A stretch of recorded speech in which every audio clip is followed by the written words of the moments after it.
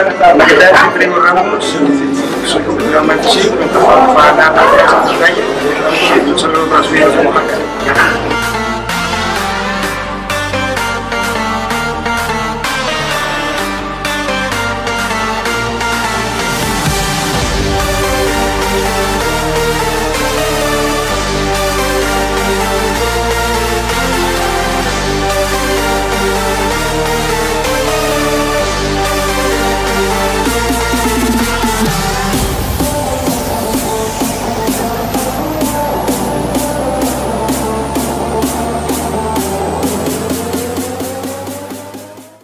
El objetivo de la nutrición deportiva es aportar la cantidad de energía apropiada, otorgar los nutrientes para la mantención y recuperación de los tejidos y mantener y regular el metabolismo corporal. Vamos a empezar a decir que nuestro cuerpo está compuesto por diferentes partes. ¿A qué me refiero por diferentes partes? Bueno, tenemos hueso, tenemos músculo, tenemos agua y tenemos grasa. Para mantener una correcta salud deberíamos de tener bajo porcentaje de grasa y más porcentaje de músculo. En cuanto a la nutrición, bueno, pues tenemos que asegurar nutrientes. ¿Cuáles son los nutrientes? Los hidratos de carbono, las proteínas y los lípidos. ¿Qué entra dentro de los hidratos de carbono? ¿Alguien de ustedes sabe algún ejemplo de alimento que tenga gran cantidad de hidratos de carbono? El arroz. El arroz es un hidrato de carbono. ¿Algún otro ejemplo? El pan. ¿Otro ejemplo? Las papas. Las papas son otro ejemplo de hidratos de carbono. Bueno, esos entran dentro del grupo de hidratos de carbono. Proteínas. ¿Alguien que sepa un ejemplo de alimento que nos proporcione proteínas? Las carnes, especialmente los alimentos de origen animal. Y bueno, los lípidos. Y los lípidos nos los van a proporcionar igualmente los alimentos de origen animal y alimentos como el aguacate, los aceites, las semillas, las oleaginosas, entran dentro del grupo de los lípidos. Los lípidos los vamos a dividir en lípidos buenos, por así decirlo, y lípidos malos. Vamos a preferir el consumo de oleaginosas. ¿A qué me refiero? Como semillas, cacahuates, pistaches, nueces. Ese tipo de grasas nos van a ayudar. De ahí, bueno, el segundo es la hidratación, que es el consumo de agua antes, durante y después del ejercicio, y la suplementación. La nutrición deportiva nos va a enfocar a trabajar en diferentes etapas. Durante el entrenamiento, en el momento de la competición, durante la recuperación y en el descanso. Es decir, va a ser diferente la alimentación que vamos a tener en diferentes etapas. No va a ser lo mismo que vamos a consumir antes o ya en la competencia o después de la competencia. Esto también influye de acuerdo al tipo de ejercicio que vamos a realizar. No es las mismas características que va a tener a lo mejor una persona, un futbolista o un maratonista, a una persona que hace pesas, que se dedica al físico-constructivismo. No son las mismas características que va a tener una dieta. ¿Por qué? Porque vamos a depender de diferente sustrato. Es decir, a lo mejor necesita consumir más hidratos de carbono una persona, o más proteínas, o más diferentes cuestiones. El plan de alimentación es individualizado. ¿A qué me refiero? No es lo mismo lo que va a consumir un hombre, a lo mejor de 27 años, a una mujer de la misma edad, con la misma estatura y con el mismo peso. ¿Por qué? Porque las características son diferentes, desde el sexo hasta la complexión de la misma persona. Bueno, y la nutrición deportiva se va a centrar en el aporte de energía, es decir, en las kilocalorías totales que va a consumir una persona. Yo puedo consumir 1500 kilocalorías totales, pero ese total de kilocalorías lo vamos a distribuir en los nutrimentos, es decir, en hidratos de carbono, en proteínas y lípidos.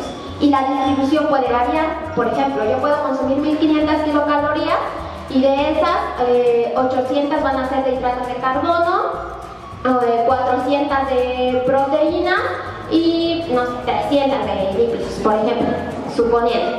Y a lo mejor otra persona va a tener una distribución distinta de hidratos de carbono, una distribución distinta de lípidos y una distribución distinta de proteínas.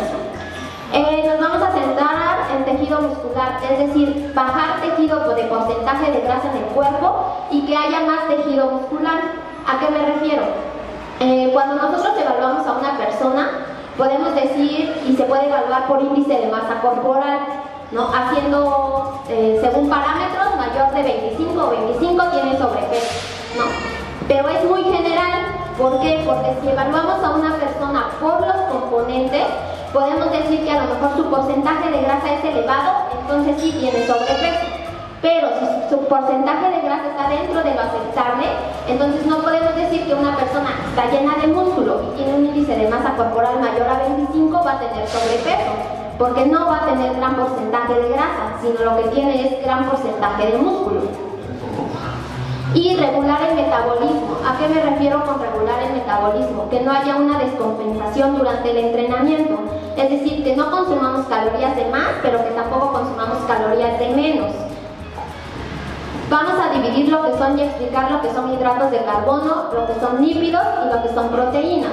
Bueno, los hidratos de carbono van a ser el principal combustible del cuerpo para todo. El cuerpo necesita energía hasta para dormir, para pensar, para leer, para barrer, para lo que quiera, necesita energía. Entonces, ¿qué son el principal combustible al igual que las grasas? ¿Cuál es la diferencia entre las grasas y los hidratos de carbono? Bueno, la diferencia es que las grasas, por 1 gramo de grasa, nos aportan 9 kilocalorías. Y los hidratos de carbono, por 1 gramo de hidrato de carbono, nos aportan 4 kilocalorías. Es decir, las grasas nos aportan más calorías que los hidratos de carbono. Sin embargo, los hidratos de carbono requieren agua para su almacenamiento en el cuerpo. Las grasas no requieren agua. Por 1 gramo de hidrato de carbono que nosotros queremos almacenar en el cuerpo, necesitamos 2.7 gramos de agua para que se pueda almacenar. De otra forma no se va a almacenar. Y bueno, en cuestión de ATP, ¿qué es el ATP? El ATP va a ser la energía que nosotros vamos a necesitar. Los hidratos de carbono nos van a proporcionar el ATP al igual que las grasas. Pero, ¿cuál es la diferencia?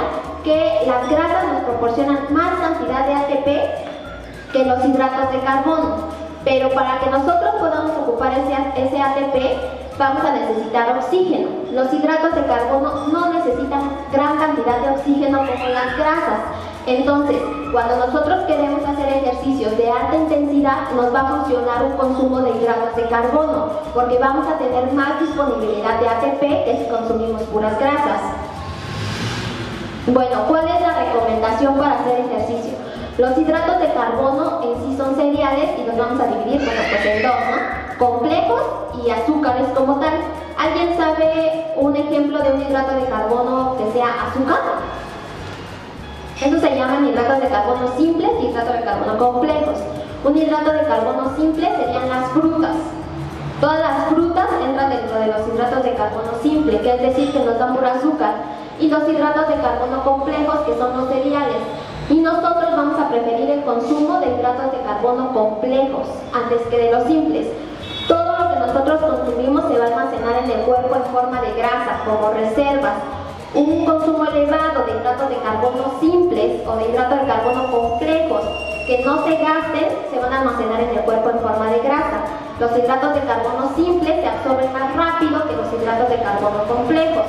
A la vez, estos hidratos de carbono se dividen de acuerdo a su índice glicémico. ¿Cuál es su índice glicémico? El índice glicémico va a ser la velocidad con la que se absorbe en el organismo. Es decir, los alimentos con índice glicémico alto se van a absorber más rápido que los alimentos de índice glicémico bajo. ¿Qué es lo que vamos a preferir durante la competencia o durante nuestro entrenamiento? Consumir antes del entrenamiento alimentos de índice glicémico bajo, es decir, que se tarden más en absorber en el organismo. ¿Y cuál vamos a consumir después del entrenamiento? Alimentos de índice glicémico alto. ¿Esto por qué? Porque si nosotros consumimos alimentos de índice glicémico alto antes del ejercicio, lo que vamos a provocar es que nos den una hipoglucemia, porque lo que ocupamos para hacer ejercicio es azúcar, es energía. Entonces, al absorberse más rápido, nos vamos a quedar en un momento sin energía, lo que va a hacer que nuestro azúcar en nuestro cuerpo baje, provocando lo que se llama una hipoglucemia reactiva, como lo que le dan las personas que tienen diabetes, pero en este caso por un mal consumo de los alimentos al momento de realizar el ejercicio. ¿Hasta aquí alguna pregunta? Vamos con las proteínas. Bueno, las proteínas en sí nos van a ayudar, son estructurales más que nada, ¿no? Proteínas nos van a ayudar a formar más músculo, al cabello, a las uñas. Y nos vamos a dividir en calidad proteica. ¿Cómo sacamos la calidad proteica de las proteínas? De acuerdo a los aminoácidos. Los aminoácidos son esenciales y aminoácidos no esenciales, ¿no? Entonces, ¿qué es lo que nos va a ayudar a regenerar más rápido el músculo después de realizar algún ejercicio? No es tanto la cantidad de proteína que nosotros vamos a consumir, sino el momento adecuado para consumir esa proteína y el cuerpo pueda utilizarla para lo que nosotros queremos. Que en este caso, por ejemplo, puede ser que tengamos más volumen, que no depletemos el músculo y que baje el porcentaje de grasa en el cuerpo. Para los ejercicios de fuerza se recomienda el consumo de proteínas de 1.8 a 2 gramos por kilogramo de peso. ¿A qué me refiero? Si yo peso, ¿qué les gusta? 50 kilos y me van a tocar 2 gramos por kilogramo de peso, entonces debo consumir 100 gramos de proteína al día, distribuido, más aparte la suplementación que ustedes consideren necesaria o que se considere necesario para el ejercicio que se quiere realizar. Científicamente no está comprobado que mucha cantidad de proteína nos ayude a crecer en cuanto a volumen muscular, es un debate, ¿no? Y todavía no está comprobado que mucha cantidad de proteína va a hacer que mi músculo crezca más rápido, sino es más que nada el momento adecuado y la cantidad necesaria para que nuestro músculo crezca. Y las grasas, bueno, se aconseja que en deportistas no se limite tampoco el consumo de grasas, es decir, que si voy a llevar una dieta no voy a consumir nada de grasa, no, porque nuestro cuerpo está construido por células y nuestras células que están constituidas por membranas celulares. Nuestras membranas celulares para su formación es grasa, entonces el cuerpo necesita obviamente grasa para poder subsistir, no quedarse sin grasa. A lo mejor en menor cantidad para un deportista, pero lo necesita. ¿Cuál es la recomendación? De un 20 a un 30% de nuestras kilocalorías totales para consumir las grasas y preferir el consumo de semillas. Otro punto importante es el alcohol. El alcohol en cuanto a la nutrición deportiva. Bueno, en sí en una persona normal tampoco se recomienda consumir alcohol, no, por salud, por seguridad, por lo que ustedes consideren. ¿Por qué? ¿Qué es lo que provoca el alcohol? Deshidrata las células, ¿no? Y aparte el alcohol nos proporciona gran cantidad de kilocalorías, nos proporciona casi la misma cantidad que una grasa. Un alcohol nos proporciona, por 1 gramo de alcohol nos proporcionan 8 kilocalorías, es decir, casi estamos llegando a lo mismo que nos proporciona 1 gramo de grasa. ¿Qué es otra cosa? Retrasa la regeneración muscular y la síntesis proteica. Es decir, si nosotros consumimos alcohol, pero estamos buscando, llevamos en nuestro entrenamiento crecer músculo, bajar grasa y todo, y consumimos alcohol, no lo vamos a lograr. En primera, enlentecemos el proceso proteico y segunda, pues el almacenamiento de grasa en el cuerpo va a volver a ser el mismo. ¿Cuál es el objetivo de un plan nutricional para conseguir objetivos en cuanto a la nutrición deportiva? Bueno, el cuerpo no debe pasar más de 3 a 4 horas sin consumir alimentos. Es por eso que se dice que debemos de realizar de 5 a 6 comidas al día. Reponer el glucógeno muscular para tener la fuerza necesaria para realizar nuestras actividades y no depletar el músculo. No ayunos prolongados, es decir, no dejar de comer, no omitir algún tiempo de comida. ¿Por qué? ¿Qué es lo que hace nuestro cuerpo cuando omitimos algún tiempo de comida o tenemos ayunos muy prolongados? El cuerpo lo que hace es, como ya sabe que nosotros no le vamos a dar alimento, lo que va a hacer es almacenar el poco o mucho alimento que consumimos, lo va a almacenar en el cuerpo en forma de grasa. Cuando nosotros queremos bajar de peso, lo que hacemos es, y llevamos una dieta por primera vez, a lo mejor sí vamos a bajar rápido, pero la cortamos porque nos aburrió, porque ya nos cansó, porque desistimos de la idea y vamos otra vez e intentamos bajar de peso. Al cuerpo le va a volver a costar más trabajo bajar de peso, porque ya hicimos un proceso en el cual el cuerpo ya sabe que vamos a dejar de comer y lo que va a hacer es almacenar más cantidad de grasa en el cuerpo. Por lo regular entonces se almacena la grasa en la parte abdominal. Y bueno, lo que se busca es la disminución de grasa y el aumento del músculo. Hay por ahí una frase que dice que a lo mejor la alimentación no va a ser campeones, ¿no? O sea, no porque yo me alimente bien voy a ser una campeona. Pero sí un campeón puede rendir menos al no llevar una correcta alimentación. La alimentación es un factor importante. Aparte que por ahí dicen que el abdomen no se cocina en el gimnasio, sino en la cocina. Y es verdad, sí, es verdad. De hecho, si uno quiere llevar un cuerpo estético así, aparte por salud o por vanidad, por lo que ustedes lo quieran ver, sí necesitan llevar una correcta alimentación, no solo las personas que hacen deporte, sino todas las personas en general, ¿no? Y basarse más que nada en el porcentaje de grasa. El peso es muy subjetivo. O sea, si ustedes tienen un adecuado porcentaje de grasa en su cuerpo, así pueden tener más músculo, su índice de masa corporal está elevado, pero llevan un porcentaje de grasa adecuado. El peso en sí es subjetivo porque no valora literal todos los componentes que tiene el cuerpo. ¿Tienen ustedes alguna pregunta? ¿Alguna duda? La alimentación es muy variable, ¿verdad? Un hombre o una mujer es muy diferente. Sí, la alimentación va a depender en cuanto, primero, a edad, sexo, estatura, peso y la actividad física que realicen. Por ejemplo, yo no hago actividad física. Y si otra persona que hace 2 horas de actividad física, no voy a comer yo lo mismo a una persona que hace 2 horas de actividad física, aunque tengamos a lo mejor las mismas características. O a lo mejor una ama de casa, o mi estilo de vida, o entonces la alimentación se tiene que ajustar o se debe de adecuar a las características individuales de cada persona. La alimentación es individualizada. ¿A qué me refiero con individualizada? Debo tener a lo mejor las mismas características, pero no realizo las mismas actividades que la persona, ¿no? Entonces cada alimentación es individualizada. ¿Qué es otra cosa que debe cumplir la alimentación? Debe ser variada. Es decir, la alimentación debe cumplir ciertas características. Debe ser variada, debe ser inocua. ¿A qué me refiero con inocua? A que no cause daño. Debe ser equilibrada. Entonces debe cumplir ciertas características para que nosotros llevemos una alimentación completa.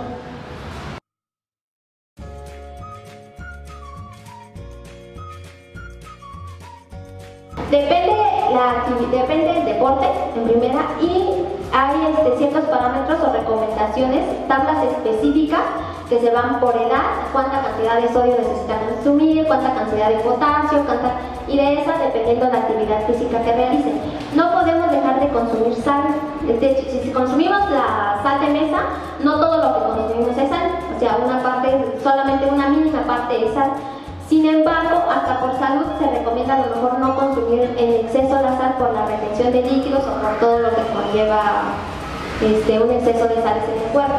Pero tampoco debemos dejar de consumirla en el caso de la actividad física, por la bomba sodio-potasio, es decir, contracción muscular, calambres y todo eso, necesitamos consumir sal, ¿no? Entonces, a veces dicen, es que me dio un calambre porque no tengo potasio.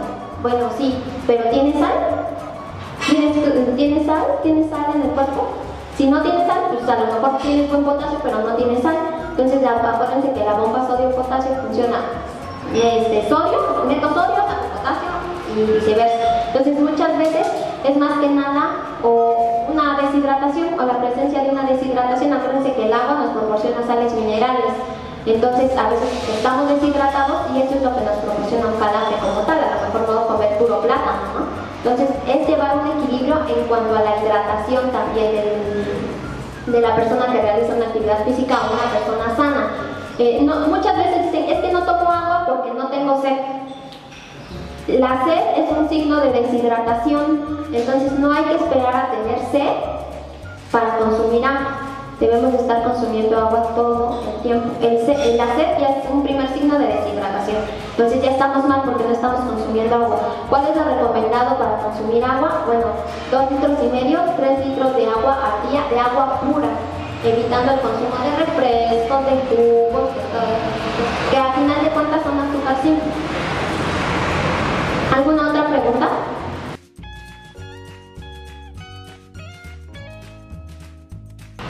Eso se llaman como tipo atracones de comida. ¿Qué es lo que pasa con eso? Pues obviamente cuando tú restringes a tu cuerpo de un alimento y lo metes así, obviamente en primera vas a romper el parámetro de tus kilocalorías que vas a consumir y lo que va a hacer el cuerpo es a absorber todo eso que no ha consumido y lo va a almacenar en forma de grasa. Ahora, yo como recomendación es que ningún alimento es malo, ninguno. O sea, yo no puedo decir, es que este alimento es malo, este alimento es malo. No, para mí ningún alimento es malo. Lo importante es saber consumir la cantidad adecuada del alimento. Obviamente, ¿por qué? Porque la alimentación influye en factores culturales. Es decir, si yo voy a una fiesta, a lo mejor me van a dar pastel, no me voy a comer 4 o 5 rebanadas de pastel, pero sí me puedo consumir una pequeña rebanada de pastel, no todos los días, no diario me voy a comer un chocolate, pero sí de vez en cuando consumir cierta cantidad de alimento. Ningún alimento es malo, simplemente hay que conocer las raciones de cada alimento. Y la mayoría de las personas está científicamente comprobado que si yo le pregunto, por ejemplo, a ti, ¿sabes cuántas kilocalorías consumiste ayer? Nadie lo sabe, porque nadie sabe la cantidad de raciones de alimento que va consumiendo. Nadie va contando. A lo mejor dicen, es que yo no cuento esta comida. No, es que sí cuento la comida, porque si no la cuento, pues obviamente voy a tener un exceso. No voy a estar anotando, pero sí sabiendo las raciones de cuánto alimento, ¿no? Entonces la mayoría de las personas no conoce cuántas kilocalorías consumen el día. Y es importante a lo mejor si no estudian nutrición o si no llevan el cálculo, pero sí conocer las raciones de cada alimento. Por ejemplo, yo pregunto, ¿alguien sabe a cuánto equivale una ración de plátano? Sí, también depende del plátano.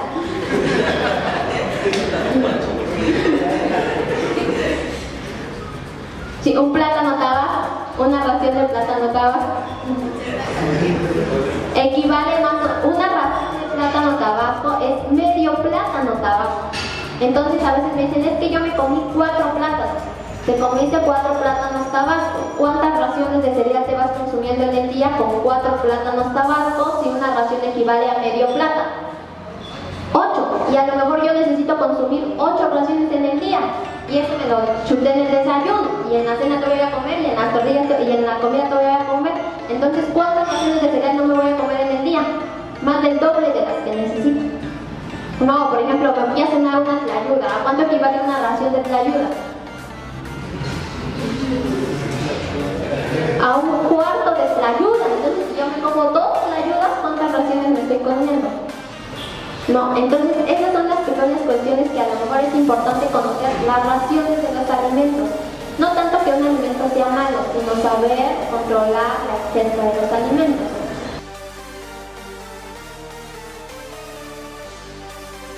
Las porciones te van a indicar en sí un balance general de calorías. Ya, ¿a qué me refiero? Aquí también debes de aprender a escoger el alimento que vas a consumir. Por ejemplo, si yo me voy a comer, tú dices, yo me como las tortillas y me voy a comer una magna, nos proporcionan a lo mejor la misma cantidad de kilocalorías, ¿no? Pero tú vas a saber qué hidratos de carbono a mi cuerpo le benefician más. Los hidratos de carbono de la magna, que son azúcar, literal azúcar, o las tortillas, que son hidratos de carbono complejos, que a lo mejor nos proporcionan fibra y no nos proporcionan azúcar, nos proporcionan hidratos de carbono complejos. ¿Qué alimentos o qué kilocalorías vas a querer tú consumir? Las tortillas. Entonces es lo mismo, por ejemplo, cuando hacemos un menú, que nosotros hacemos, por ejemplo, un lunch, a lo mejor en unas papas y en una coca yo me estoy consumiendo 800 kilocalorías. Pero a lo mejor el pepino, lechuga, una manzana y agua, me estoy consumiendo 800 kilocalorías. ¿Cuál me va a llenar más? ¿La coca y las sabritas o todo lo anterior que mencioné? ¿Y cuál me va a ayudar más? Pues obviamente las verduras y las frutas. Entonces las raciones nos van a ayudar a un aproximado de las kilocalorías. Lo que hacemos para que sea más fácil en cuanto a raciones, obvio también se controlan el consumo de kilocalorías, es sacar ese consumo de kilocalorías. De que se saca ese consumo de kilocalorías, se divide esas kilocalorías totales en la cantidad de kilocalorías de hidratos de carbono, de lípidos y de proteínas.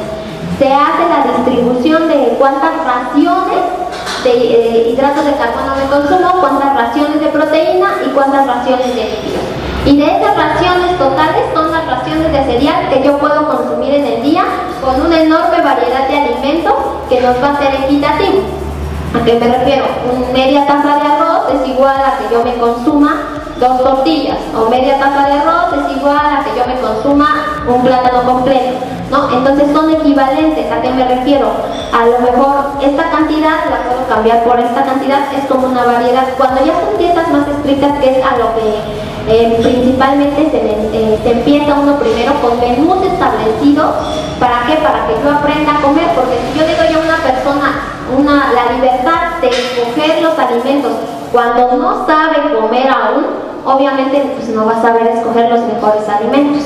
Aparte que se tiene que tomar en cuenta también que esté de acuerdo al índice glicémico, que a lo mejor tenga la misma cantidad de índice glicémico, que a lo mejor nos proporcione las mismas cantidades de sodio, de potasio, para hacer un equivalente de ciertos alimentos.